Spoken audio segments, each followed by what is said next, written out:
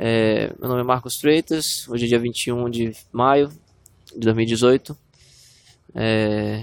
Continuo aqui falando com o poeta Geilson dos Reis, que vai falar pra gente sobre a poesia de autoria dele chamada Dona Maria, que tematiza aí, através de diversos vieses e perspectivas, a questão da criminalidade e da criminalização, certo? Bom, então vamos lá. Se Ok, quiser segurar. certo. Você prefere? Não, prefiro que você segura. Então vamos lá. A questão da Dona Maria, como eu tinha falado antes, a minha poesia, eu incorporo um personagem, até mesmo porque a gente vive esse personagem. Mesmo que a gente não vive em casa, como nós vivemos em uma comunidade, o que se passa na casa do lado é como se passasse dentro da nossa própria casa, né? A gente tem assim aquele sentimento que é o mesmo, a mesma dor, a mesma coisa, né? De forma intensa. Dona Maria, ela na verdade é uma poesia que ela não se julga uma poesia, ela se julga um depoimento. Ela tem um narrador primeiro, que é aquele que apresenta a, a questão, a história, e tem aquela que narra em primeira pessoa a própria Dona Maria, mas através do poeta de Geilson de Andrade, né? E aí é muito importante a gente perceber a polifonia da poesia, para a gente ver que espaço se encontra cada ideia e os sentimentos expressados por essa senhora. A poesia, ela marca um tempo e um espaço. Quando ela abre a poesia, falando assim, eu digo, Dona Maria, abre parêntese, depoimento, fechem os parênteses. 6/5/2012, segundo domingo de maio, 3 horas da manhã. Isso é uma forma que você entra, você anuncia uma personagem, anuncia o espaço, né, e o tempo para situar o depoimento dela. Aí então Dona Maria, ela entra em cena nesse mesmo momento, nesse mesmo coisa que fica na nossa memória, nesse mesmo tempo ali, das 3 horas da manhã, no segundo domingo de maio de 2012, ela começa a fazer um depoimento muito pesado.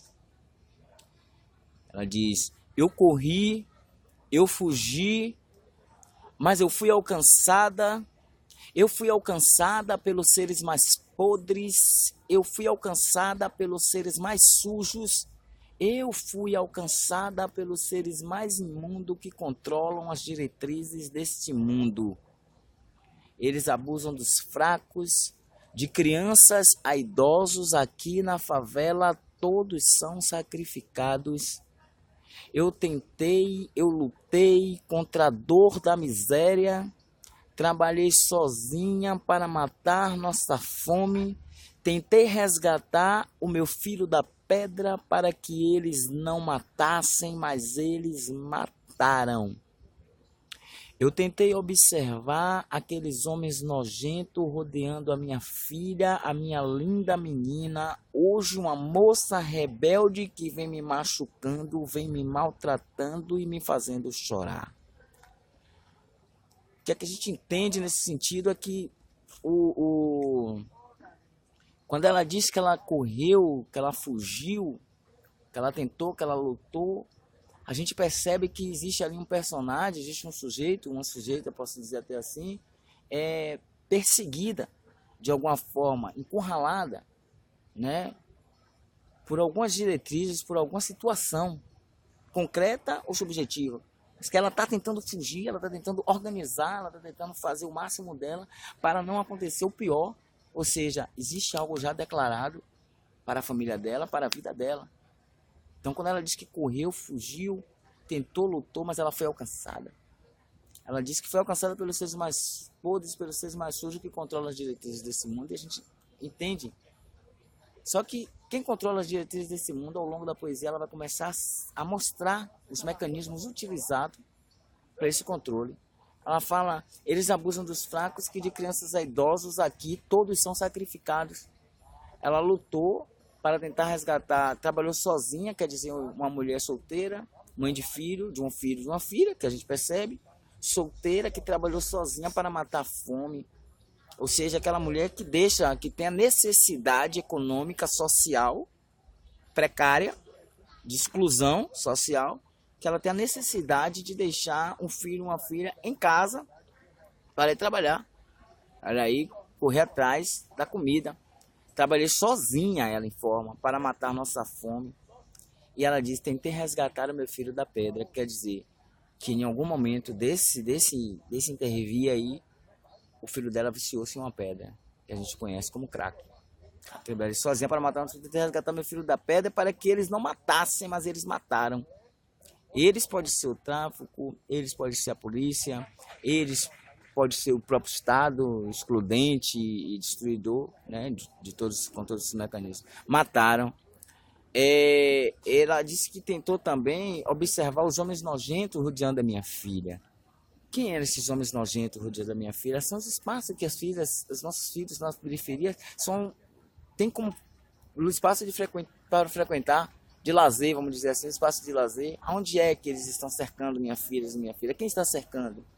Vários meninos, vários machistas, pessoas de índole que ali dentro daquele espaço também acabou se construindo, e eles cercaram minha filha, e ela diz, a minha linda menina, ou seja, uma criança que cresceu tentando também ser uma menina honesta, uma menina maravilhosa para a mãe, que ela diz, hoje uma moça rebelde, que vem me machucando, me maltratando e me fazendo chorar. Essa é uma realidade nítida da adolescência dentro das comunidades. Eles crescem sendo um bom filho, tentando ser aquele adolescente e tal, mas quando eles começam a despertar o pensamento abstrato dele na fase da juventude, o que é que eles acham pela frente?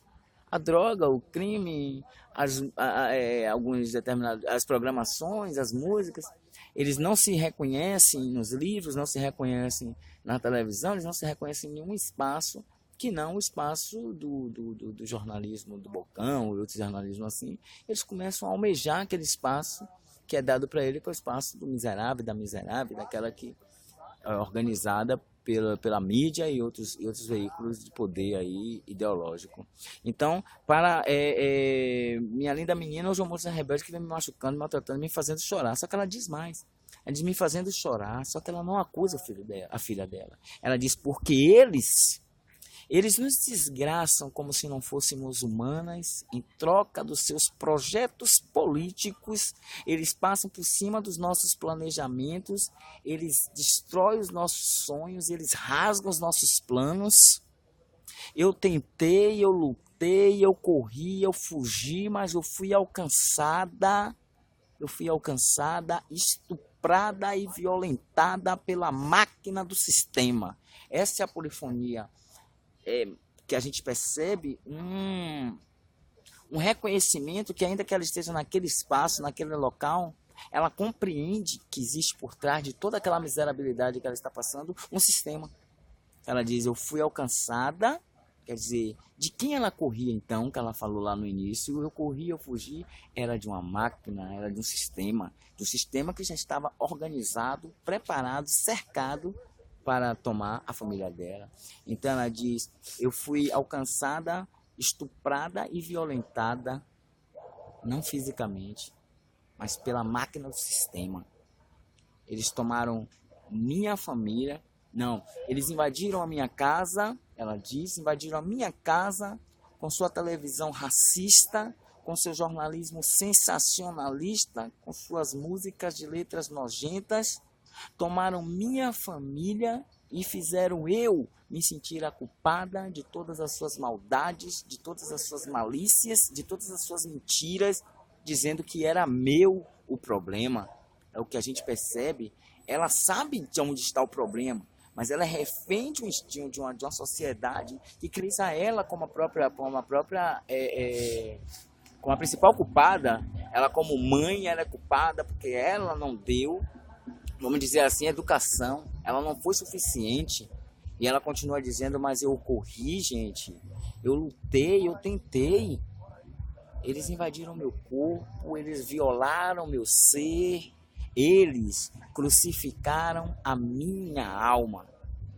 Então ela está sempre dizendo, eles, ela está sempre se relacionando a um sistema, ela está mostrando aí claramente que ela vive em uma situação quase que difícil de se livrar, né? Uma situação difícil de se livrar. Ela vive oprimida, ela vive perseguida. São vários os mecanismos que estão aí perseguindo ela. E aí ela mostra quais são os mecanismos, como que esse mecanismo age. Esse mecanismo que tomou a filha dela, por exemplo, que fez a filha dela tornar-se uma menina rebelde, esse mecanismo que levou o filho dela ao vício e que depois ele mesmo assassinou o filho dela. Então ela mostra sua televisão racista, quer dizer, a não representatividade, ou melhor, o trabalho de inferiorização, de criminalização, ou melhor, de inferiorização da televisão racista. E o jornalismo sensacionalista que trabalha com a criminalização daquele corpo. Isso é uma psicologia, essa poesia, eu acho ela de uma psicologia enorme pelo fato de ela mostrar a psicologia do próprio corpo que está ali, sendo criminalizado pela televisão, pelo jornalismo sensacionalista, sendo inferiorizado pela televisão racista e sendo invadida pelas músicas de letras nojentas. A música que toma minha filha e que faz dela uma menina rebelde e que faz um monte de homens ficarem cercando ela e arrastarem ela. E ela perde tudo isso e ela não mostra como que foram aqueles meninos que destruíram a minha vida. Foi a minha filha que destruiu a minha vida? Foi o meu filho? Não. Foi um sistema que já estava organizado nessa destruição, a qual ela tentou fugir desde o início, mas ela está sempre dizendo, eu fui alcançada. Eu fui alcançada. E aí, como essa poesia, esse depoimento, ele se dá no dia 6 de maio, no dia 6/5, segundo domingo de maio, nota-se que é uma poesia no Dia das Mães. E aí ela fala, crucificaram a minha alma, agora botaram uma faixa na praça, outra faixa na entrada da minha quebrada, me desejando feliz Dia das Mães. Por que ela diz, agora fazem isso? Essa pessoa, esse elemento que ela está dizendo, agora botaram botaram uma faixa na praça, outra na entrada da quebrada. Isso é um alguém que está no enunciado e que está no discurso, né, que já foi dito. Se ela diz agora eles fazem isso, é porque esse elemento já foi dito no discurso. Quem é esse elemento? Aquele no qual ela já trata lá atrás. Eles invadiram minha casa. É eles que ela está vindo falando, né?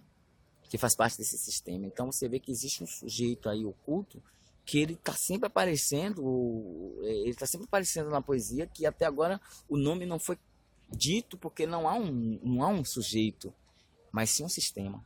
Há vários dentro de um grupo. E aí ela diz, botar ele agora, quer dizer alguém, esse alguém que ela vem falando, botar uma faixa na praça, estou na entrada da quebrada, me desejando feliz Dia das Mães. Feliz Dia das Mães? Não.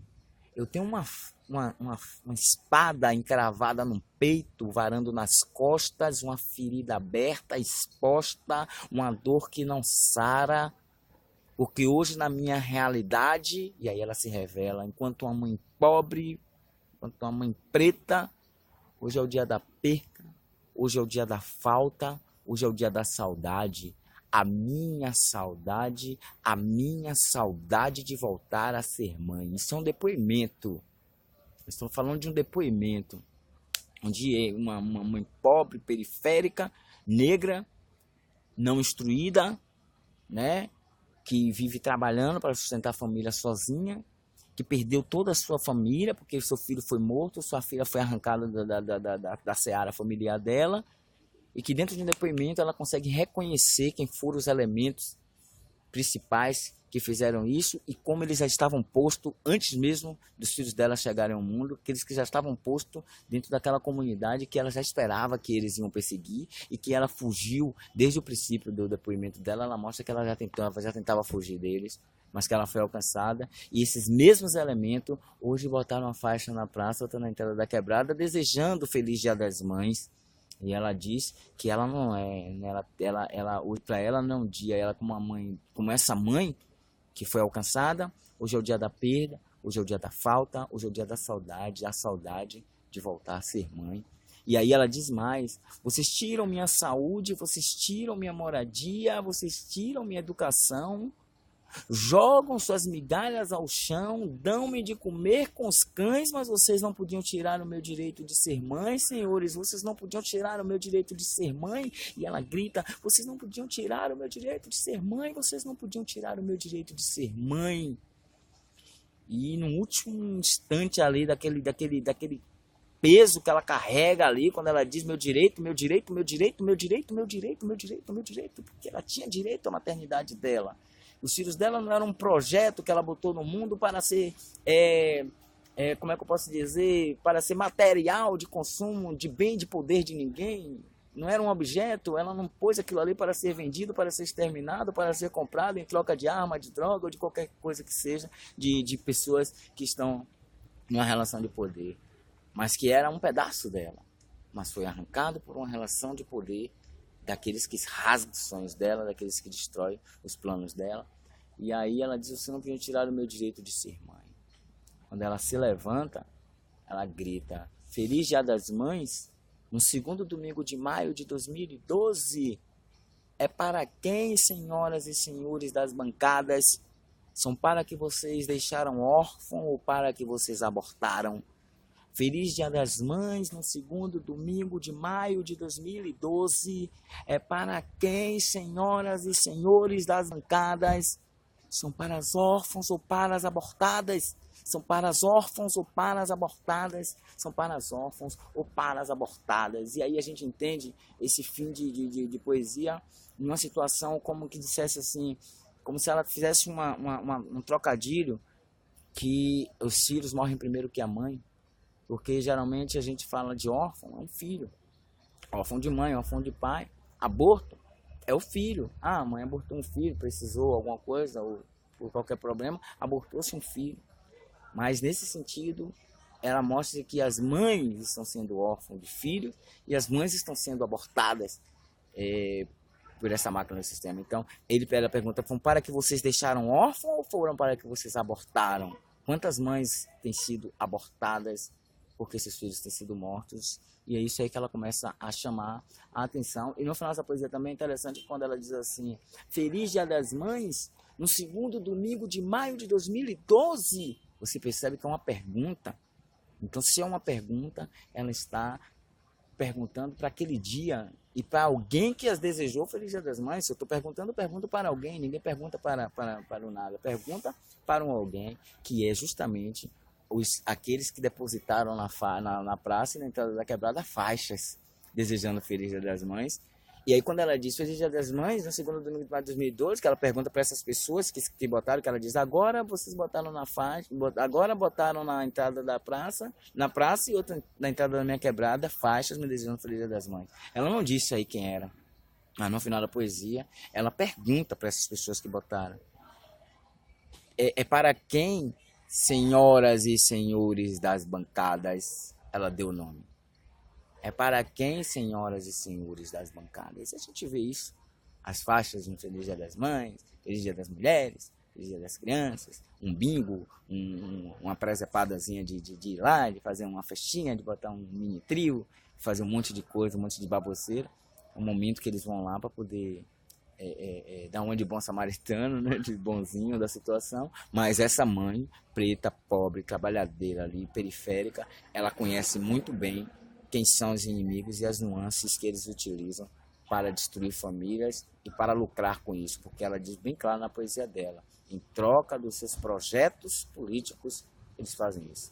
Acho que isso aí é uma condição muito legal e que ela recitada, eu me incorporo realmente a Dona Maria, eu abro com o depoimento na minha voz, enquanto o narrador diz isso, depois incorporo a personagem Dona Maria, e falo toda essa miserabilidade, que é a realidade de quase, talvez 60%. Eu não me arriscaria a dizer que é a realidade de 50% das mães. Eu me arriscaria a dizer que é na realidade de 60%, haja vista que nós temos no Brasil hoje só de jovens negros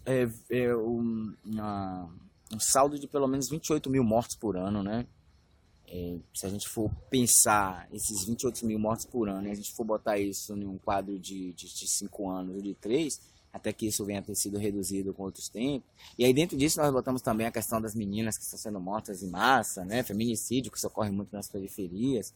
E dentro disso nós vamos botar as pessoas que morrem por doença, alcoolismo, consumo de droga, etc e tal. A gente vai ver que existe mais de 50% de mães gritando essa poesia, ou melhor, esse depoimento de Dona Maria. É isso, Marcos. Isso até a poesia. Deve ter dado 10 minutos, né? Deve ter uns 4.